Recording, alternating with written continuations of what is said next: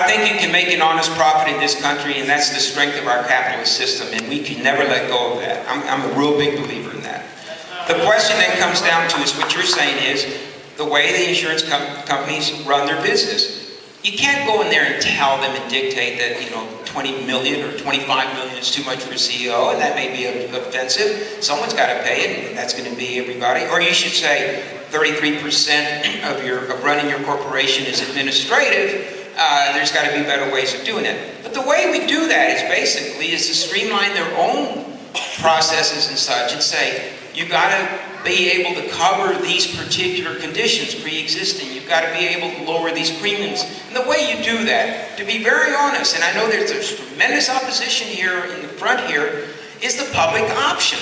The public option actually brings market forces to bear. And wise and prudent capitalists are going to be successful if they make the changes. But I understand what you're saying. Thank you, David. Hello, sir. My name is John Delcova, and in less than a year, I will be able to vote. Great. So I'm concerned about the public option. I do not think that it will have the effect you and many others intended to. I believe it will actually, in the end, force out private insurance and create a monopoly and force everyone onto public option. Because I actually done research and I've read sections of the bill, and I've looked and economic-wise, in the end it'll force everyone on, because the public option is unfairly having an advantage because it will be supported by taxes.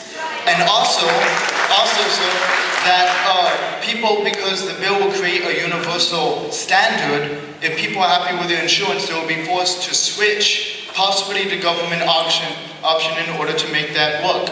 So in the long run, whether you intended to or not, it will drive out the private industry. No, and I'm all, and you bring out a good point. In Washington, we always say, oh, that was an unintended consequence. And I'm saying, hey, if you can anticipate it, it's not unintended. So the thing is to anticipate certain things. First of all, the public option is not truly going to be available. This health insurance exchange is going to be a very important component. And who will be able to take advantage of that and have that uniformity? For 11 years, I've had my business community saying we need associated health plans so that you're not restricted to a policy that's governed just out of the state and you have all these different conditions.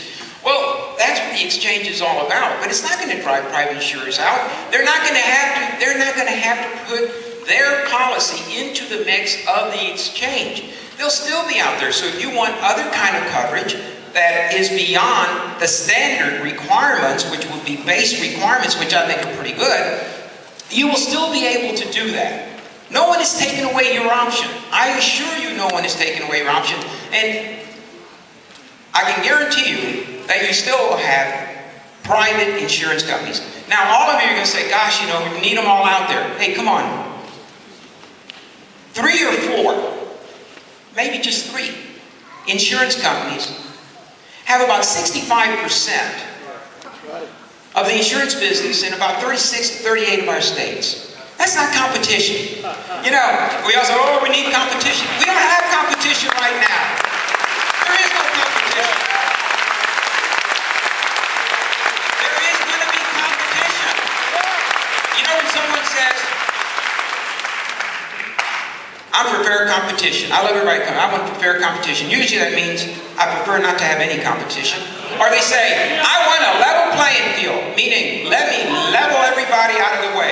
All I'm saying is, if you've got the talent, the dedication, you're willing to make the investment and put a darn good product out there that's worth every dollar to the public, they will be there, I assure you.